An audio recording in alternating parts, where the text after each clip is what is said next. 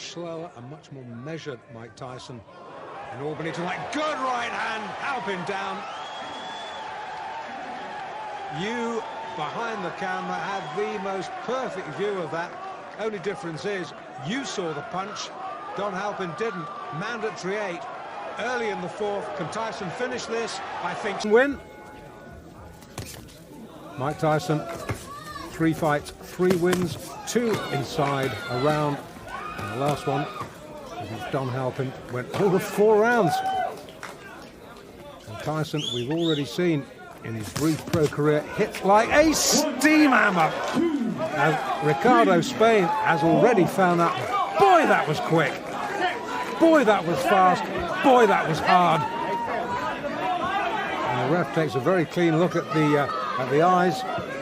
The eyes of the giveaway. Oh, the legs have gone. This is all over. Yes, it is. I don't believe it. That's well inside a minute.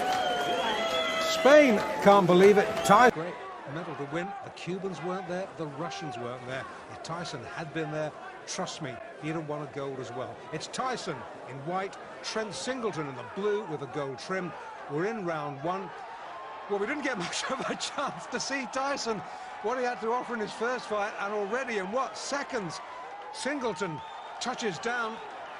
He gets a mandatory 8 under New York State Athletic Commission rules, and already from what little we've seen of Mike Tyson in his pro career, down goes Singleton again, a left hook this time. This boy is tough, doesn't throw many jabs, comes in, works close, hooks to head and body, and he's just a perpetual motion machine so far. This isn't going to go too long. Trent Singleton in all sorts of trouble. We're already in round 1. The referee humanely has seen enough. Tyson shrugs almost as if disappointed that the fight is...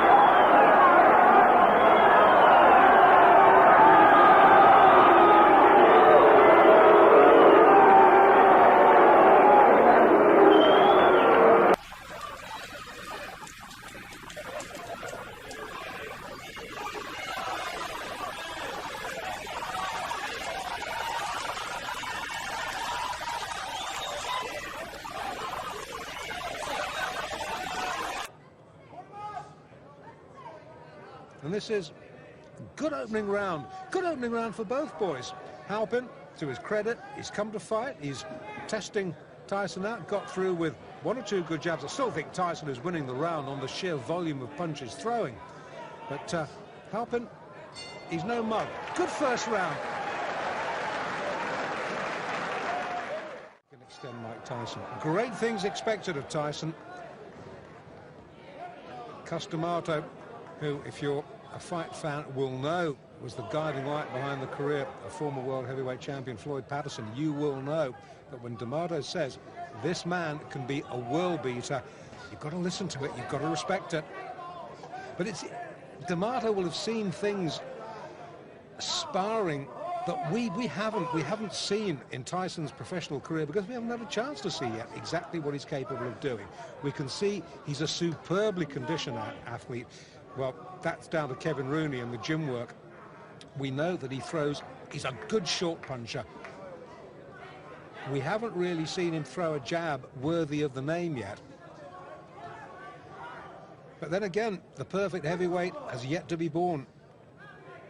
I remember once the great Eddie Futch, trainer of Joe Frazier, sitting me down and telling me what Muhammad Ali's weaknesses were. And I was a fellow who thought Muhammad Ali didn't have any weaknesses until Eddie Futch told me. And when Eddie Futch had explained it to me, and you watched Ali next time, you realised the truth of what he was saying. So the perfect heavyweight has not been born, but maybe Mike Tyson might be, because that was a jolting little left hook that shook Halpin right down to his heels. He backs up, tries to hold. Tyson clubs him off again with the left. Now this is going to be a real test for Don Halpin. He definitely was hurt there. Looks apprehensively at Tyson over his shoulder. Plods gamely forward. Tyson just jinking side to side. Good upper body work from Tyson. Looking for the opening. Fires out a jab. Misses. But again, these little hooks of his rarely do. Going back to what I was saying about Ali. Never missed with a jab, but was not that good, strangely enough, fighting inside. Now, Tyson is almost the mirror image of that. Haven't seen him jab effectively yet, but boy, when he gets within close range, you better watch out, because he is a bit good. And he's starting to get through to Halpin now, and he's starting to hurt him. Leading with the right, just switching to southpaw there for a minute. Leading with the right hand, right foot forward. Good right hand again from Tyson. Hasn't quite got his range yet as the youngster.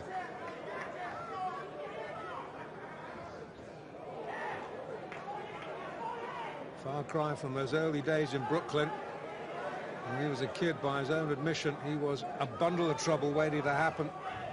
And who knows what would have happened if Customado hadn't picked him up and taken him under his wing. Let's not dwell on that. Let's dwell on the positive. Let's dwell on the fact that we just might be seeing a man who could go on to great things in this heavyweight division. End of the second. Tyson glares at Halpin. Halpin, he's having none of it. Ignores him. Walks back to his corner. Tyson almost affronted that Halpin had managed to go 2 rounds. Round 3 now of this scheduled 6-rounder in Albany in upstate New York. Mike Tyson in the white. Don Halpin in the blue with the white trim. 2 completed rounds. Tyson has taken them both quite easily.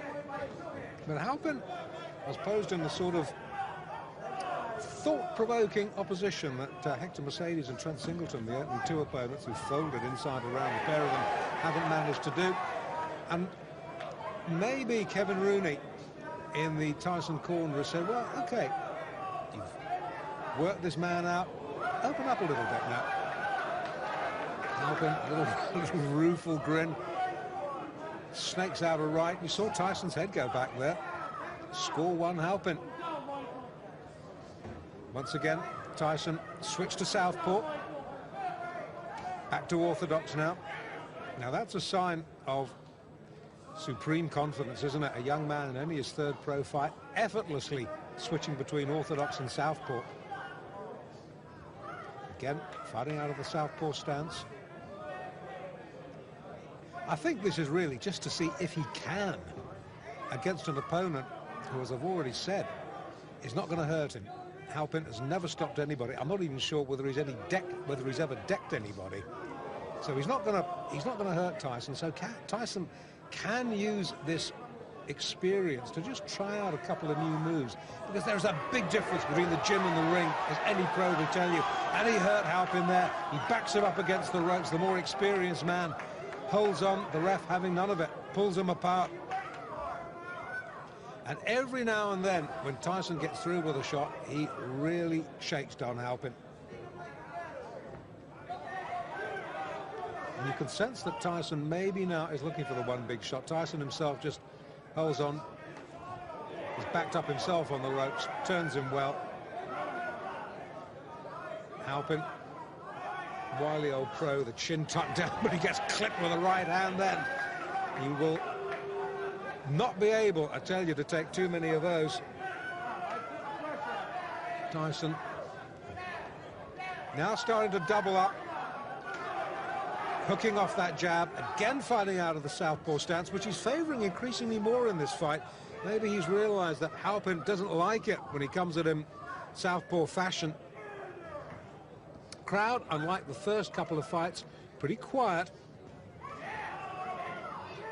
reacting to the good punch, but absorbed like I am, really, because, to be quite honest, having seen 2 one-round wins, I'd expected this to follow suit. I'd expected Don Halpin to be another sacrificial victim.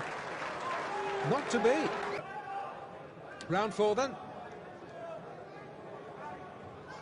Oh, good short That's a short sneak right. Halpin's head jerked back.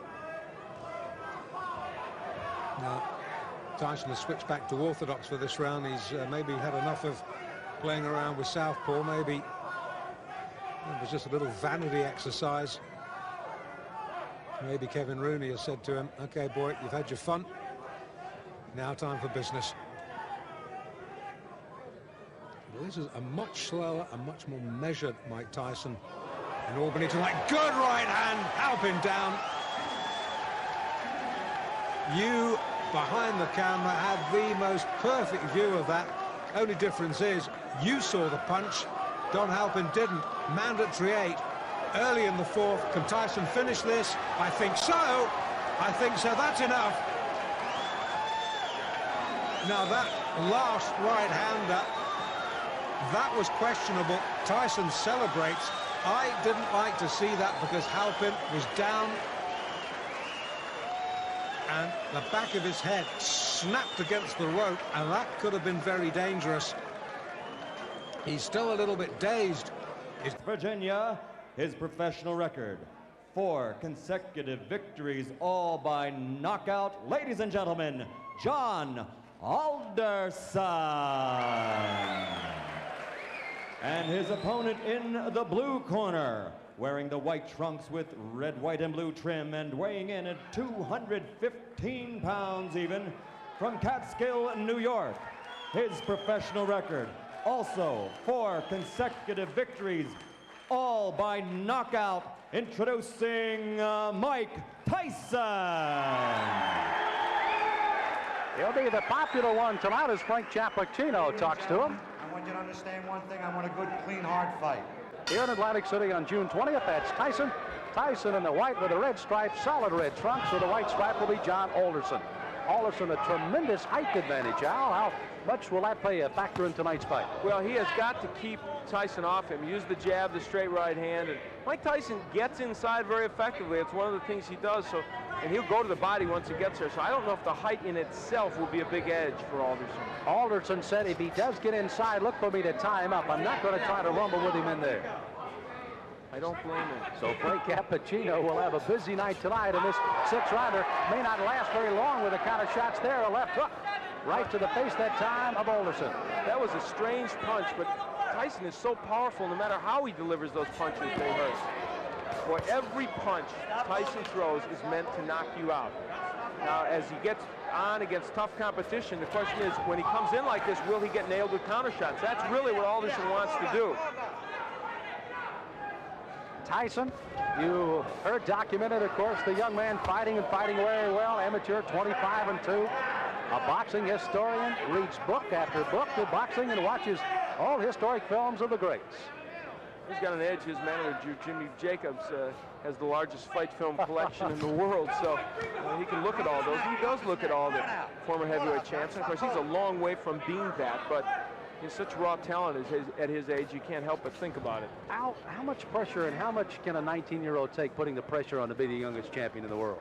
Well, of course, that's them talking. That's Customato and Tyson making these bold predictions, and they put pressure on themselves. Now, Tyson switches to southpaw. I haven't seen him do that before. Interesting. Lands with a lead left. Alderson is already bleeding from the nose, and I think that was from the very first left hand. Tyson, you can see almost like a bull as he just chases Alderson around the ring. Big John said he had to get off first tonight. He has got to use those long arms to his advantage. He has not been able to do so far in round 1. You know, when Tyson switches to southpaw, I think that's the clue for Alderson with that long reach and height to throw the straight right hand. I would just let that punch go.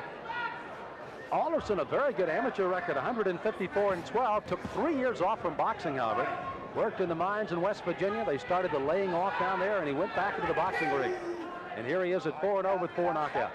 And already he's had a rugged first round. For Alderson, I think the key, he has got to throw that jab and follow with the straight right. Has done that only once and did land the right, although it didn't hurt Tyson. There it is. Now that right missed, but if he keeps doing that, he's going to give Mike Tyson something to think about as he comes in. There it is again, and he landed the right. At least to keep him from lunging at him with the big hands that he's throwing so far. That's exactly right, Sam. So the closing seconds of round number 1. Mike Tyson, the shorter of the two, against Big John Alderson.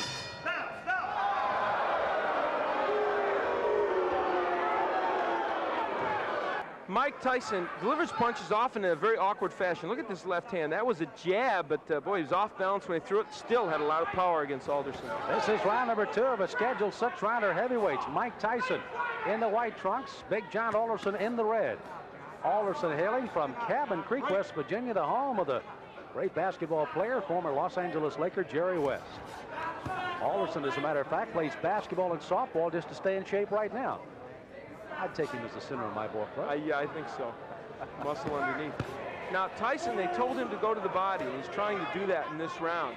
But Mike hasn't been that busy when he gets on the inside. Good uppercut by Tyson. Alderson, you saw there, tried to lead in with a left jab and a right hand, but left himself wide open for the ducking Mike Tyson as he went right underneath. Mike Tyson doesn't wear any socks. I don't remember seeing a fighter in a long time that doesn't wear any socks. Or if he does, they're so short they don't even peek out over his shoes. I don't know what that's apropos of. It's the first time I've ever seen it, and it's kind of odd. Now there's the right. Oh, good countering right hand, and that stunned Alderman. He backs up another right hand, a combination by Tyson, and he goes on the attack. On the inside, Tyson is just ferocious. He throws those good, short, quick punches. The longest fight Tyson has ever been in has been a 4-rounder. He got a knockout there. His other 3 fights were first-round knockouts. Dan Halpin, I guess, is the only man, and this one may not go much longer, as a crushing right hand sends Alderson down. He's got a terrible cut over the left eye already. Frank Cappuccino right down in his face. He's going to make the count at 8. But that cut just on the outside of the left eye starts to ooze some blood now, and Tyson goes right back in on top of it. Tyson trying for his 5th straight knockout. Alderson weary on his feet, ready to go at any time. He's just trying to survive now. He's got to throw something out, though. He's laying in with Tyson. Frank may stop this fight. Ruling that as a slip, not a knockdown. Alderson peeking in over that swelling left eye, and here comes Tyson. Alderson throwing a right hand, no effect. Left hand that time, sends him reeling against the ropes. He's almost virtually out on his feet right now, 29 years of age. Again, as I pointed out at the top of the show, that in itself could prove to be some difference in this fight, if nothing else. You know, Tyson looked at Cappuccino a moment ago as if, do you want to stop this? There he goes right back to work on that left eye as Alderson stays on his feet. Try to gamely throw a right hand as you see the closing moments of the 2nd round here. Alderson down in this round, may survive as he goes down again at the bell. He's got to get up. Now, a fighter cannot be saved by the bell in any round with the exception of the last, so he must come to his feet at the ruling of the referee says okay. He is, and he goes into his corner. But if he comes out to answer this bell, it'll be a gutty performance by Big John Alderson. Look, why don't you just come back and fight another day, huh? Okay?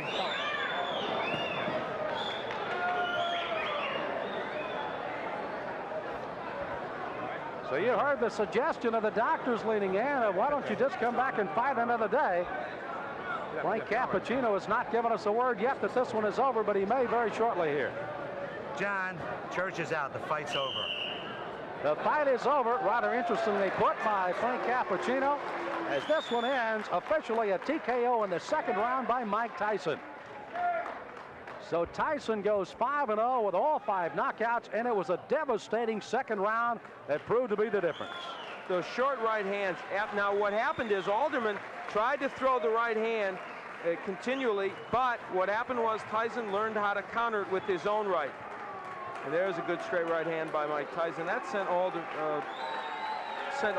down, and that was the first knockdown, I believe. And there's a happy Mike Tyson. You know, Al, you almost, as you pointed out, Mike kept looking to Frank Cappuccino saying, hey, this guy's not in real good shape. I can go ahead and keep hitting him, but indeed he did till the end of the round. Again, Alderson down at the end of the round. He had to clear the canvas by the count, obviously beat the count. Not saved by the bell. He does, and finally the doctors lean in and say, that's it, and Frank Cappuccino calls it off at the end of 2. Yourself, you and Customato, he's stated flatly he thinks you're going to be the youngest heavyweight champion, the greatest heavyweight champion. What does all that do to your mental frame of mind? Well, I don't look at it that way because deep inside, when I'm not involved with boxing. I'm just a 19-year-old kid. And when I'm in the ring, then that's when I take care of business. Today was more difficult, a rugged performance because of the man's height. And he wasn't there to fight. He was there to try to last. He wasn't there really to fight. And he was running, and it made it more difficult because he was only there to survive.